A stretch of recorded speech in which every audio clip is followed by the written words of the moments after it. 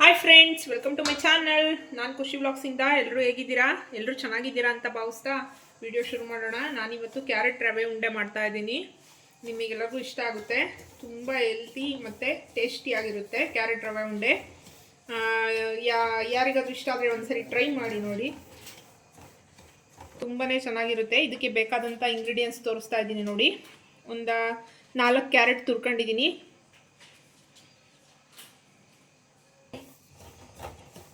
ಒಂದು 4 ಕ್ಯಾರೆಟ್ ತುರಿದಿಟ್ಕೊಂಡಿದ್ದೀನಿ. ಹಸಿ ತೆಂಗಿನಕಾಯಿ ತಗೊಂಡಿದ್ದೀನಿ. ಕೊಬ್ಬರಿ ಹಾಕ್ತಾ ಇಲ್ಲ ಇದಕ್ಕೆ. ಜಾಸ್ತಿ ದಿನ ಅಂದರೆ ತಿಂಗಳಾನ್ಗಟ್ಲೆ ಮಡಗಿ ತಿನ್ನೋಕ್ಕಾಗಲ್ಲ, ಬಟ್ ತಿಂಗಳಾನ್ಗಟ್ಲೆ ಯಾರು ರವೆ ಉಂಡೆ ಮಡಿಕೊಂಡು ತಿನ್ನೋದು ಇಲ್ಲ. ಹಸಿ ಕಾಯಿ ಹಾಕಿದ್ರೆ ತುಂಬಾ ಟೇಸ್ಟ್ ಬರುತ್ತೆ. ಫ್ರಿಜ್ಜಲ್ಲಿ ಒಂದು ವಾರದವರೆಗೂ ಸ್ಟೋರ್ ಮಾಡಿ ಇಟ್ಕೋಬೋದು. ಮತ್ತು ಸಕ್ಕರೆ ತಗೊಂಡಿದ್ದೀನಿ, ಮತ್ತು ತುಪ್ಪ ತಗೊಂಡಿದ್ದೀನಿ, ಮತ್ತು ಏಲಕ್ಕಿ ಪೌಡರ್ ತಗೊಂಡಿದ್ದೀನಿ, ಮತ್ತು ದ್ರಾಕ್ಷಿ ಗೋಡಂಬಿ ತಗೊಂಡಿದ್ದೀನಿ. ಒಂದು 3/4 kg ಅಷ್ಟು ಕೃಷ್ಣ ರವೆ ಬರುತ್ತಲ್ವಾ, ಕೃಷ್ಣ ರವೆನ ತಗೊಂಡಿದ್ದೀನಿ. ನಾನು ಆಲ್ರೆಡಿ ಸ್ಟವ್ ಹಚ್ಚಿದ್ದೀನಿ, ಉರಿಯೋಕೆ ಇಟ್ಕೊಂಡಿದ್ದೀನಿ. ಯಾವ ರೀತಿ ಮಾಡೋದು ಅಂತ ತೋರಿಸ್ತೀನಿ ನೋಡಿ. ನಿಮಗೂ ಇಷ್ಟ ಆಗುತ್ತೆ ಕ್ಯಾರೆಟ್ ರವೆ ಉಂಡೆ. ನೋಡಿ, ಈ ಕಡೆ ಒಂದು ಬಾಣಲಿ ಇಟ್ಕೊಂಡಿದ್ದೀನಿ. ಈ ಬಾಣಲಿಗೆ ನಾನು ಕ್ಯಾರೆಟನ್ನು ಒಂದು ನಿಮಿಷ ನೋಡಿ ತುಪ್ಪ ಹಾಕೊಳ್ತೀನಿ. ಒಂದು 2 ಸ್ಪೂನು ತುಪ್ಪ ಖಾಲಿಯಾಗಿದೆ, ಕಾಯಿಸ್ಬೇಕು. ಕಾಯಿಸೋ ವಿಡಿಯೋ ಕೂಡ ನಿಮ್ಮೊಂದಿಗೆ ನಾನು ಶೇರ್ ಮಾಡ್ಕೊಳ್ತೀನಿ. ನೋಡಿ, ಇಷ್ಟು ತುಪ್ಪ ಹಾಕಿದ್ದೀನಿ.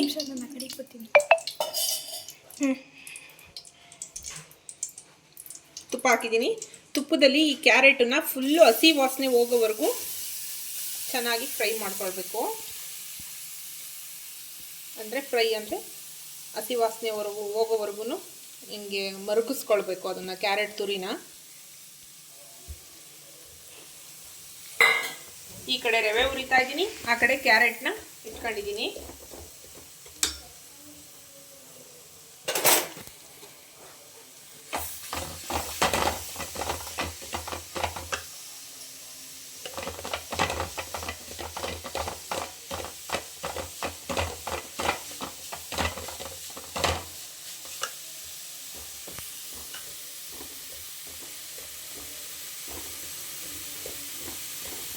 ರವೆನ ತುಂಬ ಚೆನ್ನಾಗಿ ಹುರಿಬೇಕು. ರವೆ ಚೆನ್ನಾಗಿ ಹುರಿದ್ರೇ ಟೇಸ್ಟ್ ಬರೋದು ರವೆ ಉಂಡೆ. ರವೆ ಉಂಡೆ ಆಗಲಿ, ಒಂದು ಉಪ್ಪಿಟ್ಟು ಮಾಡೋಕ್ಕಾಗಲಿ, ಚೆನ್ನಾಗಿ ರವೆನ ರೋಸ್ಟ್ ಆಗೋವರೆಗೂ ಹುರಿದ್ರೇ ಅದು ಟೇಸ್ಟ್ ಬರೋದು.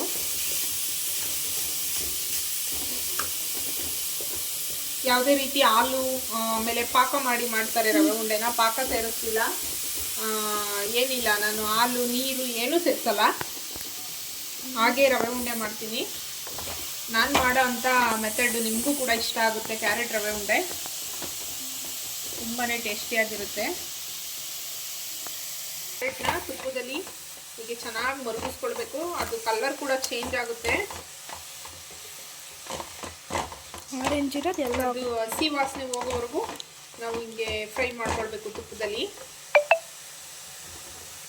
ಆ ಕಡೆ ರವೆ ಕೂಡ ಬಿಸಿಗಿಟ್ಕೊಂಡು ರವೆನೂ ಹುರ್ಕೊಳ್ತಾ ಇದ್ದೀನಿ.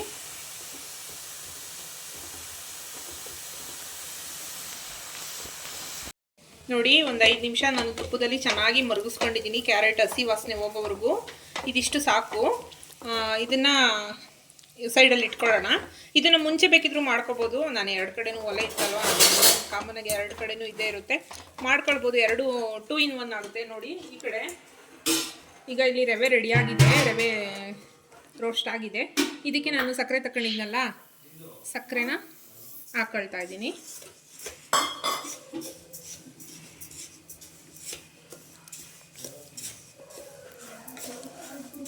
ನೋಡಿ, ಸಕ್ಕರೆ ಹಾಕ್ಕೊಂಡು ಚೆನ್ನಾಗಿ ಮಿಕ್ಸ್ ಮಾಡಬೇಕು. ಬಿಸಿನಲ್ಲಿ ಸಕ್ಕರೆನೂ ಮತ್ತು ರವೆನೂ ಎರಡೂ ಸ್ವಲ್ಪ ಬೆರ್ತಂಗಾಗುತ್ತೆ, ಸ್ವಲ್ಪ ಮೆದು ಬರುತ್ತೆ. ನಾನು ದಪ್ಪ ಸಕ್ಕರೆ ಯೂಸ್ ಮಾಡಿದ್ದೀನಿ, ಏನು ಪರವಾಗಿಲ್ಲ. ಇದನ್ನು ನಾವು ಹಸಿ ಕಾಯಿ ಹಾಕ್ತೀವಲ್ವ, ಕೊಬ್ಬರಿ ಹಾಕ್ತಿಲ್ಲ, ಹಸಿ ಕಾಯಿ ಹಾಕ್ತಾಯಿದ್ದೀವಿ, ಮತ್ತು ಕ್ಯಾರೆಟ್ ಹಾಕ್ತಿದ್ದೀವಿ. ಎರಡರಲ್ಲೂ ಸ್ವಲ್ಪ ನೀರಿನ ಅಂಶ ಇರುತ್ತಲ್ವ, ಹಾಗಾಗಿ ಇದು ಸರಿ ಹೋಗುತ್ತೆ. ನೀವು ಬೇಕು ಅಂತಂದರೆ ಇನ್ನೊಂದು ಮೀಡಿಯಮ್ ಸೈಜ್ ಸಕ್ಕರೆ ಬರುತ್ತಲ್ವ, ಅದನ್ನು ಕೂಡ ಯೂಸ್ ಮಾಡ್ಬೋದು. ಇಲ್ಲ ಸಕ್ಕರೆ ಪೌಡರ್ ಮಾಡ್ಕೊಂಡು ಮಿಕ್ಸಿನಲ್ಲಿ ಒಂದು ರೌಂಡ್ ಪೌಡರ್ ಮಾಡ್ಕೊಂಡು ಕೂಡ ಮಾಡ್ಬೋದು.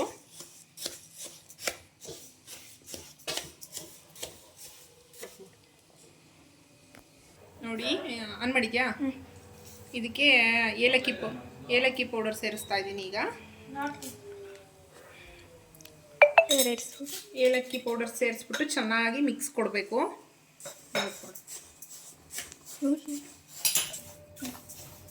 ನೋಡಿ ಈಗ ರವೆ ಸಕ್ಕರೆ ಮಿಕ್ಸ್ ಆಗಿದೆ. ಈಗ ಹಸಿಕಾಯಿ ಹಾಕ್ತಾ ಇದ್ದೀನಿ, ತೆಂಗಿನಕಾಯಿ ತುರಿ ಹಾಕ್ತಾ ಇದ್ದೀನಿ. ಇದನ್ನು ಹಾಕ್ಬಿಟ್ಟು ಚೆನ್ನಾಗಿ ಮಿಕ್ಸ್ ಕೊಡಬೇಕು.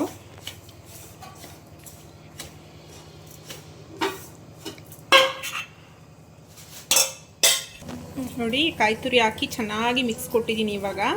ಇವಾಗ ಬೇಕಂದರೆ ನೀವು ಒಂಚೂರು ಬಾಯಲ್ಲಿ ಹಾಕೊಂಡು ನೋಡಿ, ಸಕ್ಕರೆನ ಚೆಕ್ ಮಾಡ್ಕೊಳ್ಳಿ. ಸಕ್ಕರೆ ಇನ್ನೂ ಬೇಕು ಅಂತ ಅನಿಸಿದ್ರೆ, ಇನ್ನೂ ನಾವು ಕ್ಯಾರೆಟ್ ಕೂಡ ಆ್ಯಡ್ ಮಾಡಿಲ್ಲ. ಕ್ಯಾರೆಟ್ ಆ್ಯಡ್ ಮಾಡ್ತೀವಲ್ವಾ, ಇದನ್ನು ಮೈಂಡಲ್ಲಿ ಇಟ್ಕೊಂಡು, ಕ್ಯಾರೆಟು ಸ್ವಲ್ಪ ಸ್ವೀಟ್ ಇರುತ್ತೆ ಮತ್ತು ನೀರಿನ ಅಂಶ ಇರುತ್ತಲ್ವಾ, ಹಾಗಾಗಿ ಕ್ಯಾರೆಟ್ ಹಾಕಿದ್ರೆ ಸಕ್ಕರೆ ಸ್ವಲ್ಪ ಇನ್ನೂ ತಗೊಳುತ್ತೆ ಅನ್ನಂಗಿದ್ರೆ ಸಕ್ಕರೆನ ಆ್ಯಡ್ ಮಾಡ್ಕೊಳ್ಳಿ. ದ್ರಾಕ್ಷಿ ಗೋಡಂಬಿ ಕೂಡ ಫ್ರೈ ಮಾಡ್ಕೊಂಡಿದ್ದಾಯಿತು. ಇದನ್ನು ಇವಾಗ ಹಾಕ್ತಾಯಿದ್ದೀನಿ. ತುಪ್ಪದಲ್ಲಿ ಕರೆದಿದ್ದೀನಿ ದ್ರಾಕ್ಷಿ ಗೋಡಂಬಿ ಕೂಡ.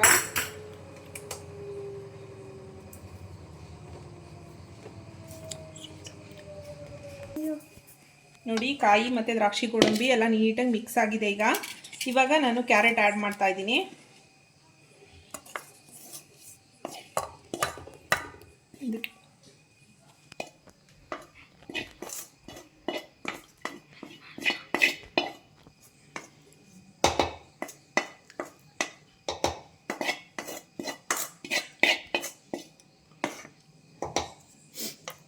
ನಾವು ಇದಿಷ್ಟು ರವೆ ಉಂಡೆ ಮಾಡ್ಕೊಳ್ಳೋವರೆಗೂ ಸ್ಟವ್ವು ಸಣ್ಣೂರಿನಲ್ಲೇ ಇರಬೇಕು. ಅದೊಂದು ಮೈಂಡಲ್ಲಿ ಇಟ್ಕೊಳ್ಳಿ, ರವೆ ತಳ ಹಿಡಿದ್ಬಿಡುತ್ತೆ.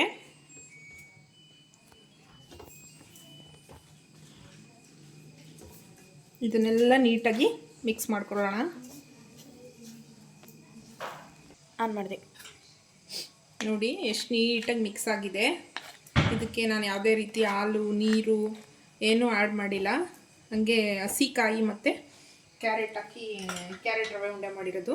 ನೋಡಿ ಈಗ ಬಿಸಿ ಇರುವಾಗಲೇ ತಗೊಂಡು ನಮಗೆ ಏನು ಸೈಜ್ ಉಂಡೆ ಬೇಕು ಆ ಸೈಜಲ್ಲಿ ರವೆ ಉಂಡೆನ ಕಟ್ಕೊಳ್ಬೋದು. ಆರಾಮಾಗಿ ಬರುತ್ತೆ ಕಟ್ಟೋಕ್ಕೆ. ನೋಡಿ ಕಲರ್ಫುಲ್ಲಾಗಿ ಬಂದಿದೆ ರವೆ ಉಂಡೆ, ಒಡೆದೋಗಲ್ಲ. ಇದು ಹಾರ್ಕೊಂಡ್ರೆ ತುಂಬಾ ಗಟ್ಟಿ ಇರುತ್ತೆ. ಮಾಮೂಲಿ ರವೆ ಉಂಡೆ ಥರನೇ ಇರುತ್ತೆ, ಹಸಿಕಾಯಲ್ಲಿ ಮಾಡಿರೋದು. ಒಂದು ವೀಕ್ವರೆಗೂ ಇಟ್ಕೊಂಡು ತಿನ್ಬೋದು ನಾವು. ಅದನ್ನ ಈ ಕಡೆ ಅತ್ಲೆ ಕಟ್ಕೊಬೇಡ ಸಿಂಧು. ನೋಡಿ ಎಷ್ಟು ಚೆನ್ನಾಗಿ ಬಂದಿದೆ ರವೆ ಉಂಡೆ. ಯಾವುದೇ ರೀತಿ ಪಾಕ ಆಗಲಿ ಹಾಲಾಗಲಿ ಏನೂ ಹಾಕಿಲ್ಲ, ತುಂಬಾ ನೀಟಾಗಿ ಬಂದಿದೆ. ಆಮೇಲೆ ತುಂಬ ಹೆಲ್ತಿಯಾಗಿರುತ್ತೆ ಕ್ಯಾರೆಟ್ ಯೂಸ್ ಮಾಡಿರೋದ್ರಿಂದ. ಬಟ್ ಅದೇ 15 ದಿವಸದ ಗಟ್ಟಲೆ ಇಟ್ಕೊಳ್ಳೋಕ್ಕಾಗಲ್ಲ ಅನ್ನೋದೊಂದು ಬಿಟ್ಟರೆ ತುಂಬಾ ಚೆನ್ನಾಗಿರುತ್ತೆ. ಎಲ್ಲರೂ ಒಂದ್ಸರಿ ಟ್ರೈ ಮಾಡಿ ನೋಡಿ. ವಿಡಿಯೋಸ್ ಇಷ್ಟ ಆಯಿತು ಅಂತಂದರೆ ಒಂದು ಲೈಕ್ ಕೊಡಿ, ಕಮೆಂಟ್ ಮಾಡಿ. ಯಾರಾದರೂ ಹೊಸಬ್ರು ನನ್ನ ಚಾನಲನ್ನು ನೋಡ್ತಾ ಇದ್ದರೆ ಮರೀದಲ್ಲೇ ಸಬ್ಸ್ಕ್ರೈಬ್ ಆಗಿ ಬೆಲ್ ಐಕನ್ ಮೇಲೆ ಕ್ಲಿಕ್ ಮಾಡಿ. Thank you so much. Thank you for watching. Bye. ಎಲ್ಲರಿಗೂ ನೆಕ್ಸ್ಟ್ ವಿಡಿಯೋದಲ್ಲಿ ಸಿಗ್ತೀನಿ.